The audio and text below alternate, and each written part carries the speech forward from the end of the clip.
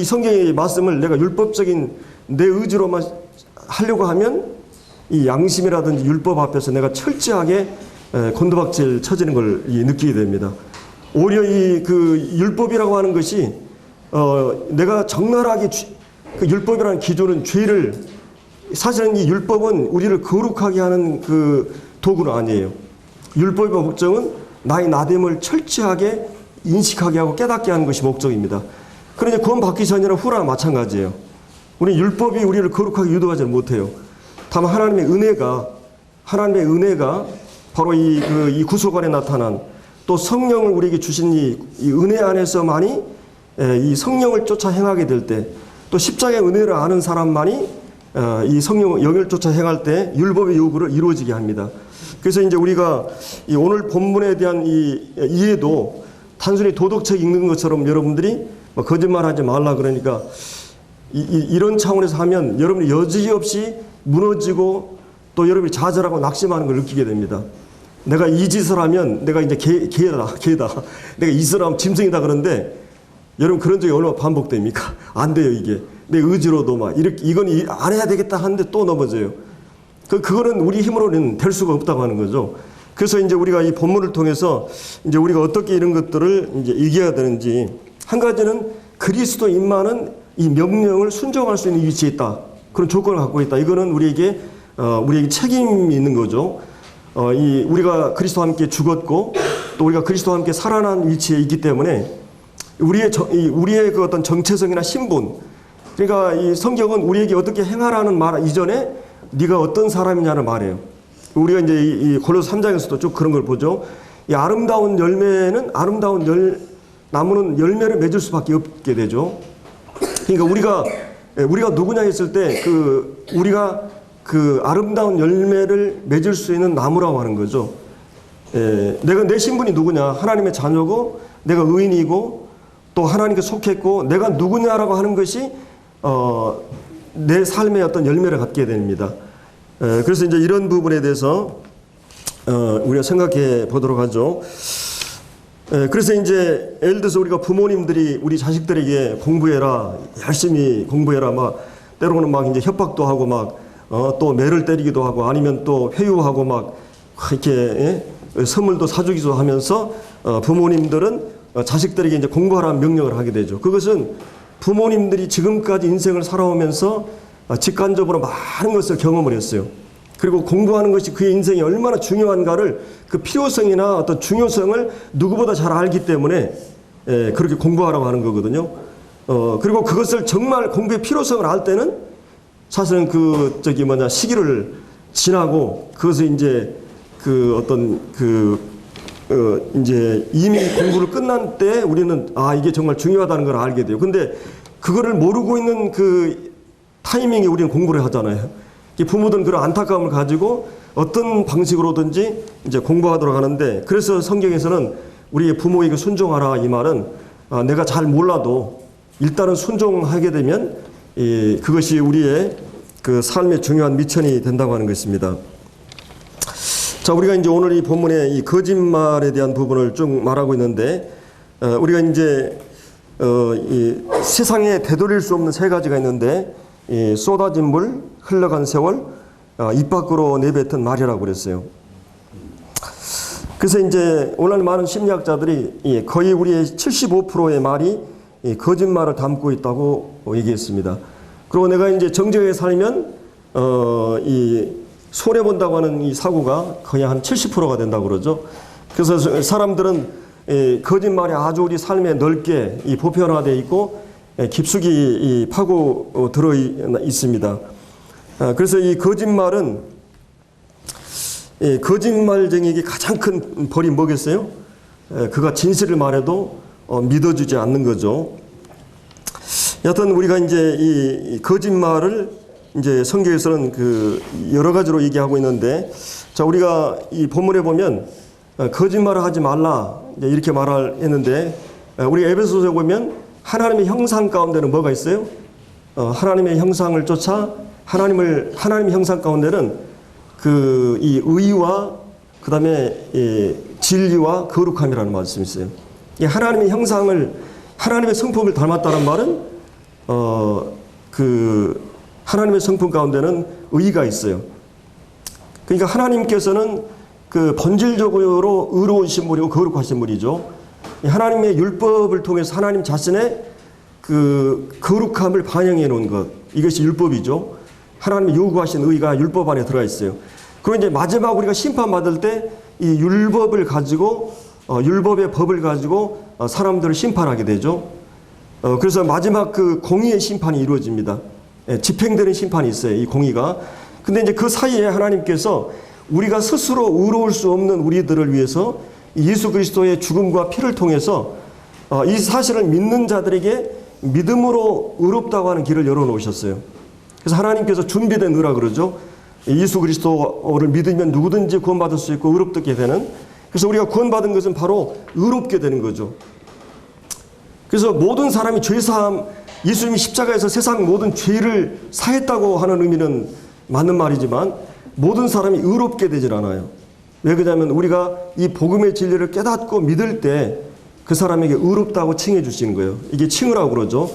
우리 어떤 노력이나 우리 상태를 봐도 여전히 그러지만 하나님께서 예수 그리스도의 십자가의 공로나 구속을 근거로 해서 우리를 이제 믿는 자들에게 의롭다고 선언해 주는 거죠. 자, 이런 하나님께서 하나님 자신의 속성인 의를 우리에게 있게 했어요. 그래서 사실은 여러분이 성경에 보면 이 다말이 나오죠. 이 유다의 며느리였던 사실은 이제 이 다말이 어떻게 합니까? 자기 첫째 남편, 둘째 남편, 셋째 남편 다 이게 이제 안 돼가지고 결국은 이제 자기 시아버님에게 속여가지고 그 메시아 혈통을 잇는 그런 것을 하거든요. 그때 이 유다가 뭐라 그러냐면 나보다 네가 옳다는 말을 해요. 그때 그 말이 의라고 하는 말이에요. 그러니까 우리가 하나님께서 준비한 의를 쟁취하는 유래는 수단 방법 가리지 않아도 상관이 없어요. 기생나합도 믿음으로 그가 자기 백성을 위해서 조국을 배신하고 이렇게 하잖아요. 그건 믿음의 선상에 오르게 됩니다. 그만큼 하나님의 의를 우리가 얻게 되는 것은 어마어마한 사건이에요. 내가 하나님 앞에서 의롭게 될 때 하나님 앞에서 당당히 설 수 있고 이 하나님의 관계가 회복되게 되고 이제 하나님과 더불어 교제하고 영원한 천국을 얻는 일이기 때문에 또 하나님의 자녀가 되고 영생의 선물, 성령의 선물 모든 것을 우리에게 소유하게 되는 것이기 때문에 내가 의를 잃어버리면 의를 얻지 못하면 모든 것을 잃어버린 거예요. 유다처럼 차라리 태어나지 않는 것이 낫게 되는 거죠. 자, 그래서 하나님의 형상 가운데 거룩한 속성, 의로운 속성이 있는데 바로 하나님과의 자녀로서의 관계를 회복하기 위해서 십자가를 통해서 우리가 의롭게 되는 길을 이 하나님께서 열어놓으신 거죠. 자, 우리는 그 의를 옷 입은 사람이에요. 그리스도로 옷 입었어요. 그리스도의 의가 내 안에 있게 된 거죠. 내 실력이나 내 선행이나 내 노력이나 내 안에서 일어나는 것은 악한 것뿐이에요. 그것은 구원받기 전이나 똑같아요. 별 다르지 않습니다. 근데 이 하나님께서 예수 그리스도로 하나님께 나와서 우리에게 지혜와 의로움과 구속함과 거룩함이 되었다 그랬어요.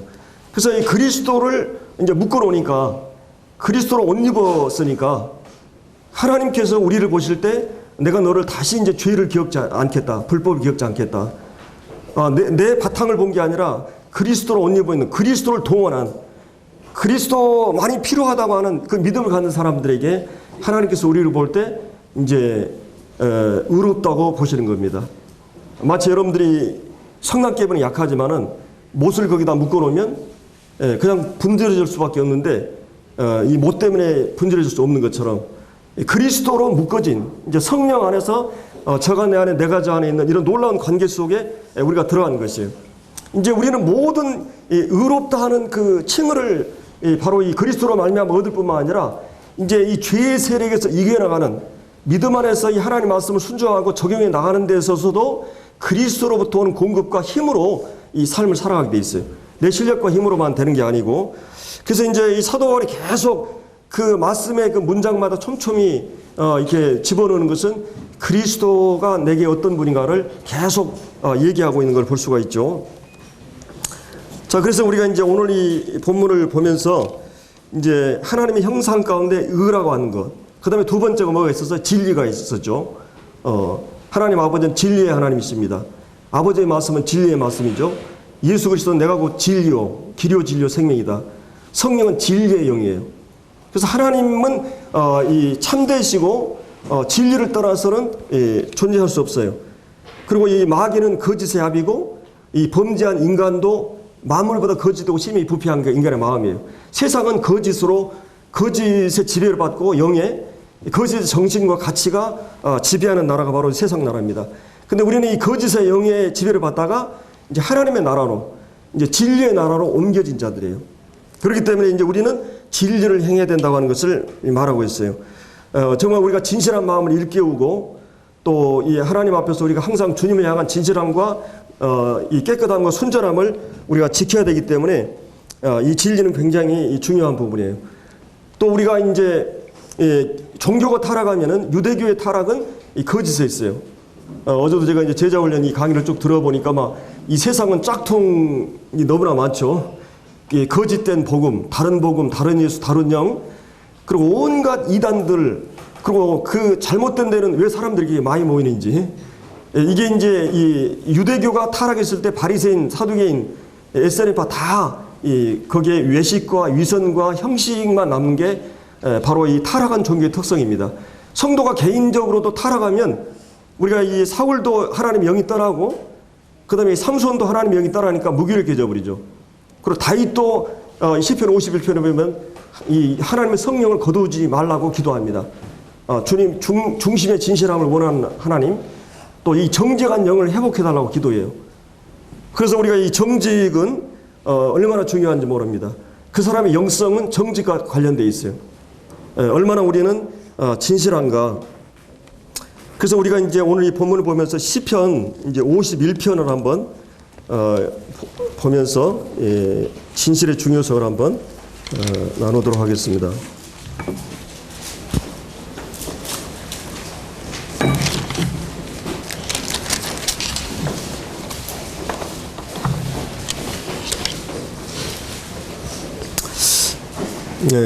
시편 51편은 거기 이제 51편 그 가로 나오죠. 처음에 다윗의 시 인도자를 따라 부르는 노래. 다윗이 밧세바 동침한 후 선지자 나단이 그에게 왔을 때, 그가 이제 죄를 자각하고 이제 지은 시거든요. 3절 보겠습니다. 물론 나는 내 죄가를 아오니 내 죄가 항상 내 앞에 있나이다. 내가 주께만 범죄하여 주의 목전에 악을 행하였사오니 주께서 말씀하실 때 의로우시다 하시고 주께서 심판하실 때 순전하시다 하리이다. 사실은 우리가 이제 다윗이 얼마나 훌륭한 그러한 그 분인가를 우리가 이제 사무엘상을 쭉 보면서 얼마나 그가 하나님 마음에 합하고 믿음의 사람인가를 우리가 쭉 볼 수가 있습니다. 그가 하나님 앞에서 범죄하고 나서 얼마나 영적으로 처절한 고통 속에서 이 시를 쓰고 있는지 모릅니다. 우리가 잘 아는 이 다윗 왕이 이제 명실상부한 남북 그 통일 왕국의 왕이 되고 또 많은 그런 그 주변의 이 나라들을 정벌하고 동서남북에 있는 모든 왕들을 이제 지배하고, 그리고 이 국내적으로나 국외적으로 아주 이 부국 강병 이렇게 정말 군사적으로 굉장히 강국이고 경제적으로 굉장히 부한 그런 나라가 되었습니다. 그래서 이제 이런 다윗이 모든 것에 있어서 하나님 앞에서 이제 안정이 찾아왔을 때 그가 이제 어느 날 그 모든 그런 그 이제 그 군사들이 전쟁터에 나가 있는데 아람과 지금 이 다윗은 전쟁터에 나가지 않고 그냥 왕궁에서 하루 종일 낮잠을 자다가 이 성경에 보면 사무엘하에 보면 저녁 때쯤에 일어났다는 표현이 나와요. 하루 종일 잔 거죠, 그러니까. 그래서 이제 그런 이 저물 때 일어나서 이제 이 팔레스타인 지역은 이제 지붕이 이게 서랍으로 돼 있잖아요.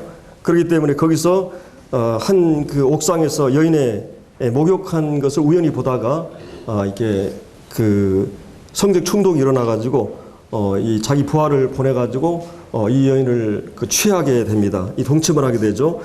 그래서 이제 동침하러 와서 한참 있다 보니까 임신을 하게 된 거예요. 그래서 이걸 은폐하기 위해서 군대 장관 요압에게 이제 편지를 띄웁니다. 밧세바의 그 남편은 누구였어요? 충신이었던 우리야. 그것도 자기 유대인 동족이 아니라 이렇게 외국 이방인입니다. 우리아가 아주 충신이었던 우리아였어요. 그래서 그 우리아를 특별 휴가를 보내달라고. 그래서 이제 휴가를 왔는데 얼마나 이 우리아가 충신이었기 때문에 왕을 접견하고 자기 집에 아내에게 간 게 아니라 그 왕궁에서 계속 머물고 또 이렇게 집에 가지 않게 됩니다. 그래서 이제 그게 실패하자 또 이제 어떻게 합니까?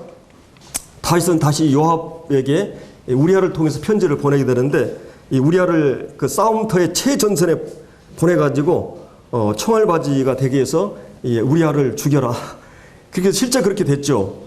그래서 이제 그는 모든 이 완전 범죄, 이 완벽하게 일이 처리되고 이제 밧세바를 자기 아내로 삼게 됩니다.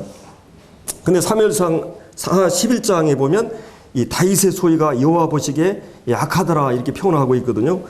그래서 이제 이 다윗은 모든 것이 잘 된 것 같이 이렇게 아주 행복한 나날들을 보내고 있을 때 이 하나님께서 나단 선자를 보내게 됩니다.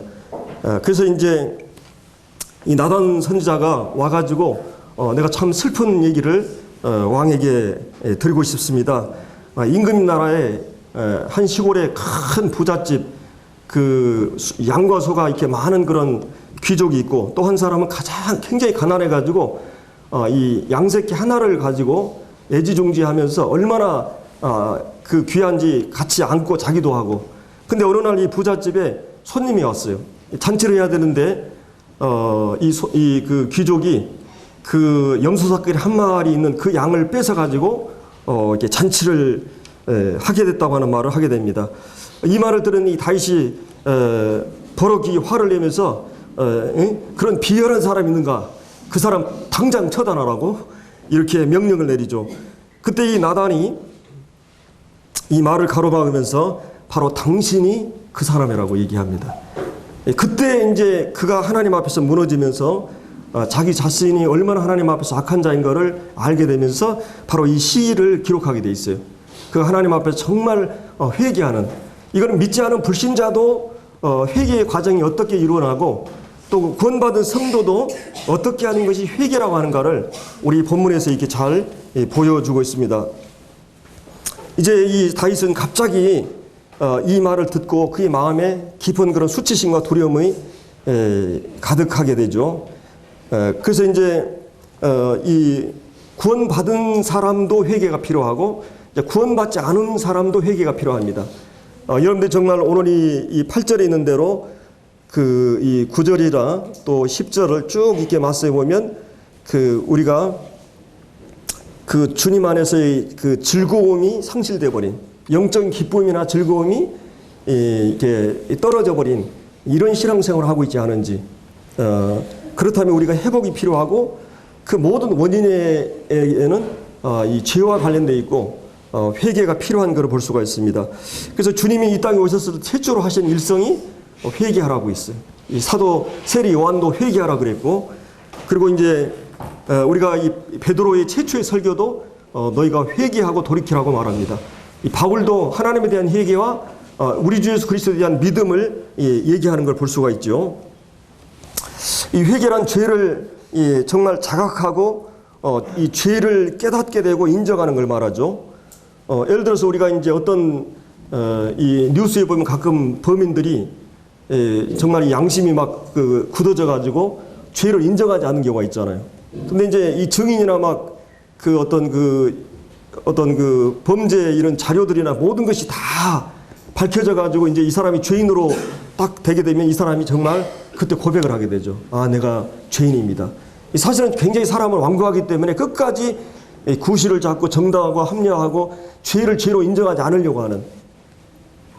가끔 이제 우리가 이 어머니 아버지들이 이 개구장의 아들들이 이제 끝까지 하다가 불통이 다 나면 잘못했습니다 이렇게 하는 것처럼, 사실은 다윗이 범죄하는 과정도 영적으로 좀 이렇게 자만했고 타락했었던 거고, 범죄하고 나서 이 회개할 때가 대략적으로 이 학자들은 1년 정도로 잡습니다. 그 아들이 태어나고 이제 이렇게 죽는 과정까지 되기 때문에 그동안 다윗은 아랑곳하지 않고, 그러니까 간음죄를 범하고 살인죄를 범하고, 만약 이런 스캔들이 일어나면 대통령, 요즘 대통령 하야해야 될 거야 아마. 그리고 그것을 자그마치 간통죄와 그 다음에 이 살인죄를 은폐하고 속이는 거짓말이 이 죄악에 그대로 드러나 있습니다. 이런 그 죄를 범하고 났는데도 그가 하나님께서 정말 하나님의 은혜가 아니면 우리가 회개할 수 없다는 것이요. 우리가 하나님의 은혜로 구원받았다고 하는 것이 놀라운 일이고, 구원받은 성도들이 징계가 있다고 하는 게 하나님의 은혜예요. 사실은 나단을 보내지 않았다면, 이 나단은 율법과 같은 기능이잖아요. 바로 이 성령을 통해서 우리됨을 이렇게 드러내요. 정말 내가 죄인인 것을, 뭔가 이 꼬이고 안 되고 막 이 일들이 어렵게 되고 정말 막다른 골목 앞에서 우리는 하나님 앞에 정직하게 서게 됩니다. 자신을 직시하게 되고, 내가 하나님 앞에서 무엇을 잘못했는가, 이런 것들에 대해서 이제 알게 되는 것이에요. 정말 이 죄는 매우 악한 것이고, 인간의 모든 사람을 쓰러뜨릴 정도로 강한 힘을 가지고 있고, 사람 중에 이 범죄하지 않은 사람입니다. 그래서 이 성경은 죄가 이토록 훌륭하고, 이 하나님 마음에 합했던 이스라엘 왕을 쓰러뜨릴 만큼 이 강한 세력이라고 하는 것입니다. 그래서 죄를 맞서서 싸우려고 하는 사람은 죄에 대해서 제대로 파악하지 못한 사람입니다. 이 성경은 죄를 어떻게 말하고 있는가? 그래서 이제 오늘 이 본문에서 이 다윗은 여기 이제 2절에 있는 대로 내 죄악을, 그리고 이제 11절에도 죄악을, 내 죄가를, 4절에 내 범죄를. 그래서 다윗이 내 죄가를 아온다 이런 말이 있어. 안다 이런 말이 있죠. 내가 죄를 아오니, 3절에 나오는, 내가 정말 깨닫게 되고 인식하게 되고 마음으로 정말 동의하고 인정하는, 죄를 안다. 1년까지만 해도 그는 그렇게 인식하지 않았어요. 그는 완전 범죄를 하고 자기는 이제 사람들의 눈을 속였으니까 자는 죄인이 아니라고 생각했던 것입니다. 그것이 나쁜 짓을 알고도 간음을 하고 살인하고 거짓을 은폐하고, 그러나 이제 하나님께서 나단 선자를 보냈을 때 하나님의 말씀을 전하는 사람들의 말씀이 여러분의 죄를 들춰낼 수가 있어요. 오늘 말씀 굉장히 찔렸다. 그러면 여러분 정확히 나단 선자가 지금 말하고 있는 거예요. 하나님 말씀이 지금 여러분을 일깨우고 있는 거예요. 여러분 다 잘되고 막 그냥 복되고 막 이렇게 얘기해버리면 여러분 아무것도, 여러분이 그렇게 잘 살고 있어요? 그렇지 않잖아요. 얼마나 우리가 하나님 앞에서 제대로 살려고 하는데 안 되는 우리 자신에 대해서 좌절하고 낭만할 때가 얼마나 많습니까? 그래서 우리가 행한 이 정확한 이 죄의 본성을 여기서 말하고 있죠. 거기 보면은 이제 죄가라는 말이 위반했다는 말입니다. 이 권위의 뜻을 어기고 또 하나님의 뜻을 위반하고 하나님을 반역하고 자기 길을 가려는 그 욕망을 따라서 반항하고 각기 제 길로 가는 이런 위반이라는 게 있고, 그 다음에 이제 이 범죄, 이 불법이라는 말이죠. 행동이 뒤틀리고 구부러지고 추악하고 비열하고 왜곡된, 남 잘되는 걸 못 보고 칭찬하기를 싫어하고 질투와 시기와 악의와, 이것이 이제 이 불법입니다. 그리고 이제 죄라는 표현이 있죠. 이게 하말티란 말은 관역을 벗어났다, 이럴 때 쓰는 말입니다. 그래서 우리가 이제 여기 그래서 하나님 앞에서 자기의 죄를 인식하게 되고, 하나님 앞에서, 하나님의 거울 앞에서 자기 자신을 인식하고 자기가 명백하게 죄를 범한 것을 인정하는 것입니다. 그리고 이 죄가 무엇보다도 죄의 목전에서 내가 범죄했다. 4절에 보면 죄의 목전에서 악을 향하여 싸우니, 우리아에게 또 우리아의 아내에게 범한, 이스라엘 백성에게 범한 죄라기보다는 주께만 내가 범죄하였나이다. 그러니까 다윗의 죄는 뭐예요? 하나님의 사랑에 대한 배신이에요. 여러분 언젠가 여러분들 배신감을 느낄 때 가장 힘들어요. 이 배신감이라고 하는 거. 내가 마음을 다해 사랑을 쏟고 신뢰하고 이랬는데 어느 날 그가 나를 배신했다. 이 배신감이라고 하는 굉장히 무서운 죄죠. 하나님이 그를 기쁘시고 그를 신뢰하고 왕으로 삼고, 그리고 그가 요구하면 무엇이든 줄 수 있는 하나님의 무한한 복 가운데 있었던 그가 하나님 앞에서 하나님을 무시하고 하나님을 저버리고 하나님 앞에서 무례하게 죄를 범한 것입니다. 그래서 이제 그는 여기서 하나님 앞에 정말 후회하고 회개가 다른 건 뭐예요? 후회는 정말 내가 잘못했구나 깨닫고 양심의 가책을 받는 것으로 끝나버리는 것이에요. 근데 회개는 뭡니까? 내가 회개 대상이 있죠. 하나님 앞에서 범죄했기 때문에 내가 이러이러한 죄를 인정할 뿐만 아니라 하나님 앞에서 이제 관계를 회복하고자 하는. 그래서 이제 이런 이제 여기서 이 죄에 대해서 그런 절대 변명하거나 구실을 대지 않습니다. 내가 죽게 범죄하여 악을 행하였다고 자신을 합리화하거나 비호롱하려거나 하지 않습니다. 철저하게 죄를 하나님 앞에 인정하는. 자, 그러면서 이 다윗이 이렇게 자기가 저지른 죄를 행동으로 범죄한 죄를 인정하고 하나님 앞에 범죄했다고 하는, 그리고 이 죄에 대해서 전혀 정당하거나 합리화하지 않는 이것을 이제 되었는데 무엇이 나를 이 지경으로 만들었는가? 그게 이제 5절에 나오죠. 바로 내가 죄악 중에 출생했구나. 내가 이 죄의 뿌리가 내가 믿음으로 살고 있는 그리고 내가 그런 대로 하나님 앞에서 잘 살고 있었지만은 내가 태어날 때부터 내가 죄인으로 태어났구나. 내가 죄악 중에 출생했구나. 이것을 알게 돼요. 내 이 죄의 뿌리로부터 질투와 증오, 원한, 탐욕, 욕망, 정욕, 내 본성이 타락해 있고 내 마음이 악하기 때문에 나는 죄를 지을 수밖에 없구나. 사실은 이것은 다윗이 믿음으로 살아온 세월 동안 한 30년이 지난 때의 시점이에요. 그러니까 여러분들이 구원받고 나서도 여러분 속에 꽈리를 틀고 여러분의 존재를 휘두르면서 지배하고 있는 강력한 이 죄라고 하는 실체가 내 안에 있다고 하는 것을 어느 날 여러분이 깨닫게 되면서 나 자신에 대해 절망하고 나 자신에 대해 좌절하고 내가 용서할 수 없는 내 자신에 대해서 철저하게 느낄 때 여러분은 정말 죄의 실체를 알고 있는 거예요. 오라 나는 공고한 사람이로다. 내 속에 선한 것이 없구나. 이 죄를 어떻게 할 수 없는 이것을 이제 우리가 알게 된 거예요. 그래서 이제 철저하게 하나님 앞에서 무능한 자신을 알게 됩니다. 자, 이 자기가 죄인 걸 알게 되고 자기가 죄를 지을 수밖에 없는 존재구나 하는 것을 알게 되면서부터 그런 이제 어떤 기도를 하게 됩니까? 하나님 앞에 하나님 이 죄를 용서해 주세요. 그래서 이제 1절 그런 말이 나오죠. 그러니까 우리가 이제 그 구원받은 성도들이 매일 하나님의 긍휼과 때를 따라 돕는 은혜가 필요해야 하네요. 우리가 우리 정영전님 한번 그 히브리서 4장 나눴죠. 우리가 하나님 앞에서 우리에게는 누가 있어요? 제사장이 있다. 예. 구원받은 우리에게 이 제사장이 있다고 그랬어요. 제사장이. 근데 이 제사장은 평생 동안 이 시험을 받았는데 죄는 없다고 그랬어요. 평생 동안 죄에 대한 시험을 받았지만 죄에 타협하거나 넘어지지 않았단 말이에요. 여러분 시험이 올 때 타협해버리면 고난이 안 돼요. 근데 주님은 시험을 받으면서 고난을 받았다 그랬어요. 왜 고난 받습니까? 그 죄와 타협하지 않기 때문에. 물론 이제 죄와 타협하고 넘어지기도 해요.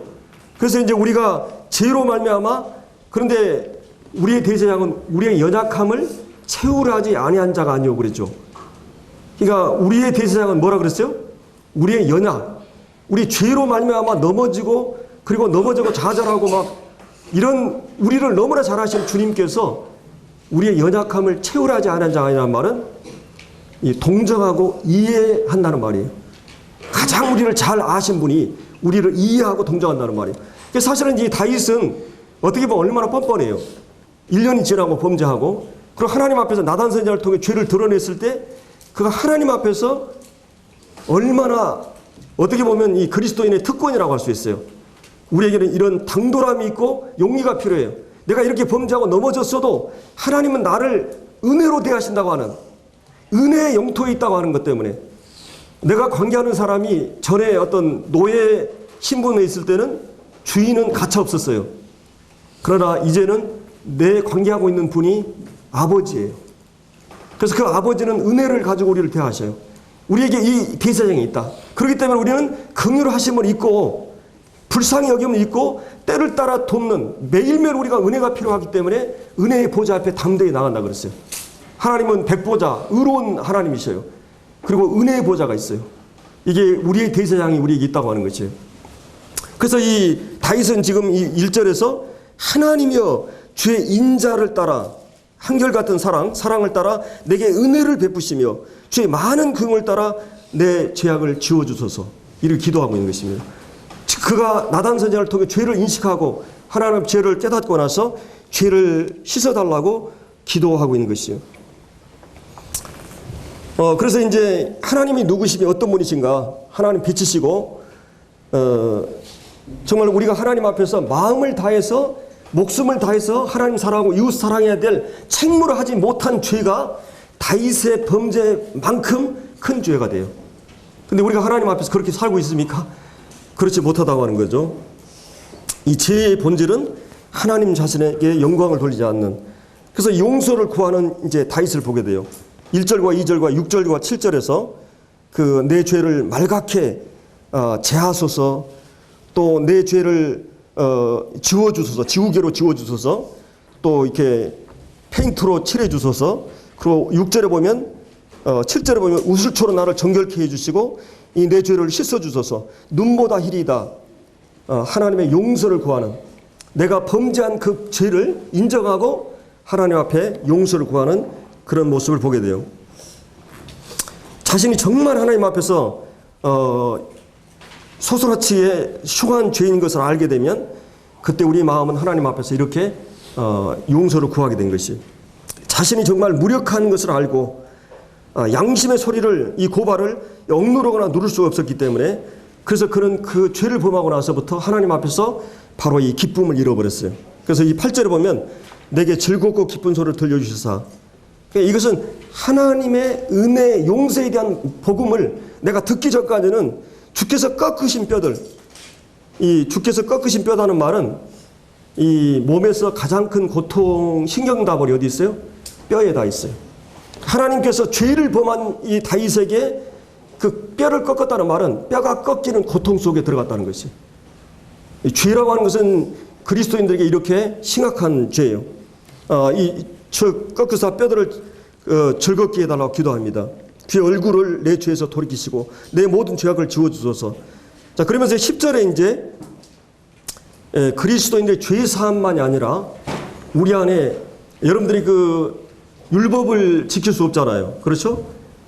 어떤 하인이 그냥 식모가 아침부터 저녁까지 계속 그냥 주인의 그 어떤 뭐 그냥 밥을 하고 막 청소하고 이렇게 옷을 내리고 하는데, 어느 날 아들하고 사랑이 빠게 되면 전에는 율법의 법의 법을 지켜야 된다는 외부적인 것에 의해서 내가 이렇게 움직이게 되는데, 어느 날 그 아들과 사랑이 빠게 되고 내 안에서 내 마음이 사랑하게 되면, 사랑의 힘에 의해서 하게 되면 이것은 그 법이 아니에요. 이 법이 내 안에 돌아오면 나는 자유로워요.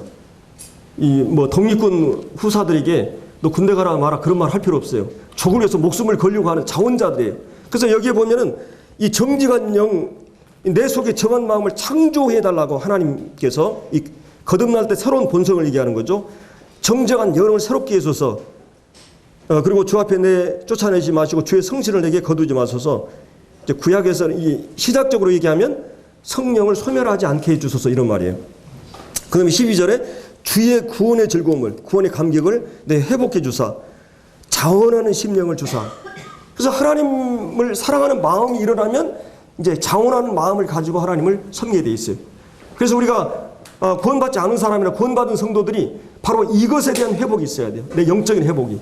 그래서 성령 안에서 내 영이 회복되어 가지고 구원의 감격과 즐거움을 갖게 되는, 하나님에 대한 태도가 완전하게 달라지는 것입니다. 이제 성도는 어떤 죄를 범해도 하나님의 인자에 호소할 수 있고 이런 특권이 있어요. 이 세상에서 무서운 죄를 짓고도 용서해달라고 큰 소리 칠 수 있는 사람이 우리 그리스도인들이에요. 다윗처럼 이것을 좀 무효화시켜달라고, 이걸 좀 지워달라고, 시켜달라고, 도말해달라고. 어떻게 보면 다윗은 최고의 스캔들을 냈고 이 사울보다 더 무서운 죄를 지었어요. 그러나 하나님의 인자와 긍휼을 구하게 되는 이런 관계 속에 있는 게 우리 그리스도인들이에요. 그래서 이제 이런 이제 하나님 앞에서 회개를 하게 됩니다. 정말 자신이 얼마나 무능하고 하나님의 은혜가 아니면, 하나님의 능력이 아니면 나는 설 수 없는 자인 것을 알게 되고, 이제 이 죄인에게 가장 필요한 것이 무엇이냐? 바로 내 속에 정한 마음을, 이 정한 마음이 무슨 말이에요? 깨끗게 된 마음, 청결한 마음이에요. 정한 마음. 그리고 내 안에 정직한 영을 새롭게 해달라고 기도합니다. 거기 이제 그 6절에도 그런 말씀이 있어요. 주께서 중심의 진실함을 원하신다. 중심의 진실함을 원한다. 그러면 사실은 이제 우리가 여기 이제 그 16절에 그런 말씀이죠. 주께서는 제사를 기뻐하지 않는다. 이게 형식적인 제사를 기뻐하지 않는다는 말이에요. 그렇지 않으면 내가 드렸을 것이라. 주는 번제를 기뻐하지 않는다. 하나님이 구하는 제사는 뭐요? 상한 심령이다. 하나님의 상하고 통회하는 마음을 주께서 멸하지 않는다. 그러니까 하나님 앞에서 나의 죄됨을 깨닫게 될 때 내가 하나님 앞에 내어놓을 것이 없다고 하는 것을 아는 사람, 이 사람은 애통하게 돼 있어요. 진정한 애통이 영적인 즐거움과 기쁨을 회복하는 수순이에요. 그냥 웃음이 우리를 영적으로 회복하는 것이 아니라 죄를 그냥 덮어두는 것이 영적인 회복이 아니라 바로 우리가 하나님 앞에서 얼마나 이 거짓된 것을 아는 것입니다. 그래서 우리가 이제 우리가 어느 정도 좀 깨끗하다, 어느 정도 내가 괜찮다 이런 정도가 아니라 썩어 문드러질 문둥병처럼 정말 그런 악한 죄인 것을 우리가 알아야 돼요. 그럴수록 우리는 이 영성이 깊어지는 것이요. 하나님 앞에 내가 어떤 존재인가를 알아가는. 그래서 인간의 본성은 믿을 수가 없어요. 불성실하다는 것이죠. 근데 6절에 보면 주님은 우리 중심에 진실함을 원한다. 성실함을 원한다. 근데 우리는 그러지 못해요. 위선과 가면을 쓴 인간 본래 모습을 모르고 다른 사람과 관계에서도 끊임없이 우리는 그런 하나님은 우리의 모든 것을 아시죠. 그래서 이제 그 여기 보면 6절에 보면 내게 지혜를 그 은밀히 가르쳐 주소서. 이것은 하나님이여 내게 빛을 허락해 달라는 기도입니다. 하나님 말씀의 빛을, 성령의 빛을, 조명이 어떤 빛이 딱 들어오면 내 자신의 실체를 알게 되고 하나님을 구하게 되기 때문에. 그래서 이제 이런 이 상한 마음을 주님은 원하세요. 이 17절에 나오는 상한 심령. 이 상한 심령이란 말은 자신이 정말 무가치하다는 것을 느낀 사람 얘기예요. 정말 자신이 하나님 앞에서 얼마나 무가치한 자인가.